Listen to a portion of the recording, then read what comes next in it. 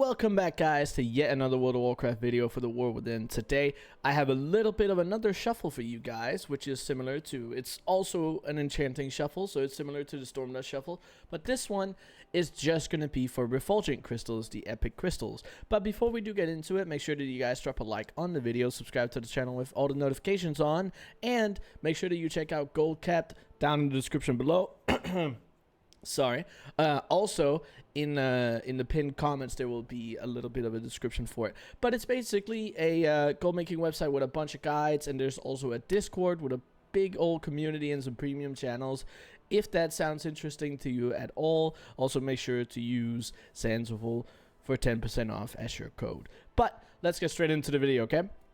So what we're looking at here is a little bit of a shuffle for refulgent crystals, right? The absolute cheapest and best way to do this at the moment is buying darkmoon cards. Now, something a lot of people have been doing and something that a lot of people are missing out on is they're just going to try and buy the actual darkmoon decks, right?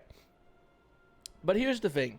Number one, the auction house has been insanely laggy, and there has been a lot of issues trying to buy any items at all. So I don't recommend that being number one. Number two, if you actually pick up these items, if you actually buy the individual cards, right, there's 8 different pieces to make a deck, it turns out to be cheaper than it actually is on the auction house. So you can see right here, the last time the auction house was scanned for this item, this was 425. When I actually purchased this, they were, you know, a little over 500. But I then went in to look at the 8 individual pieces for this particular deck, and I bought 500 of each. Now, when I bought these up, the average price that I actually got turned out to be a total crafting cost of 354 gold. So, considering that's 350 gold, I'm actually saving gold on buying these individual cards and then disenchanting them myself. It does, however, take just a little bit longer to do that, but it is worth it, right, in the grand scheme of things. Now, on EU, the rank 1s and the rank 2s are like 350 to 400 gold, which means, based on the crafting cost that I have currently, every single disenchant that I do in these is something that I get gold for. Now, I do want to add that you do want at least 30 points in epic escalations, and if at all possible, 30 points in designated disenchanter for the maximum rewards. The only other thing that impacts disenchanting is Castlegar enchanting, okay? So base skill in your profession. So this means you still want your profession gear, and you want to level up your profession as close to 100 as you possibly can. The secondary profession stats don't do anything. Crafting speed doesn't do anything. Resourcefulness doesn't do anything. Multi-crafting doesn't do anything at all for disenchanting. So all you care about is leveling that up, having your profession tools, and then speccing into whatever it is you're disenchanting. If you're disenchanting purple gear, it's gonna be epic escalations. If you're disenchanting blue gear, it's rare resourcing. If you're disenchanting green gear, it's uncommon utilitarian, okay? So important to keep in mind. Now, as for what we're getting, you know, it's anywhere from a rank 1 to rank 2 to rank 3. Recently, actually, from those, we didn't get super lucky. But we also do get all 4 of the magical essences, okay? We also get writhing samples, iridescent spores, crystalline powder, and we also get, where is it? Am I blind? Writing sample, right? No, leyline residue, right? Leyline residue, crystalline powder, writing sample, and iridescent spores. I don't know why that is so hard for me to say, but those are the 4 materials we also get. As you can see, whenever we're disenchanting, we get them every couple of times here. They're not super valuable, but they will increase your gold per hour by just a little bit when you do this.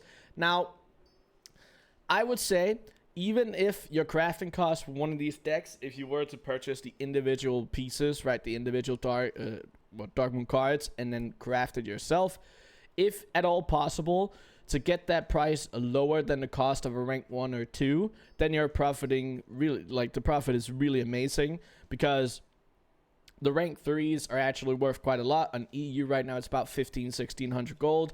There's also the possibility of holding on to these materials for Season 1. That actually might not be a bad shout, because a lot of the demand for quality 3 refulgent crystals, we are probably not going to see before Season 1 rolls around. Because you really only need refulgent crystals if you are trying to, if you're trying to make the highest ranks of enchants. And they do sell already the highest ranks of enchants, but the vast majority of that demand we won't actually see before Season 1. So there's a very good chance that these materials in particular could go up a lot in value. So just make sure that you keep that in mind whenever you're doing this. Secondly, if you want to be mass crafting these to any extent, right?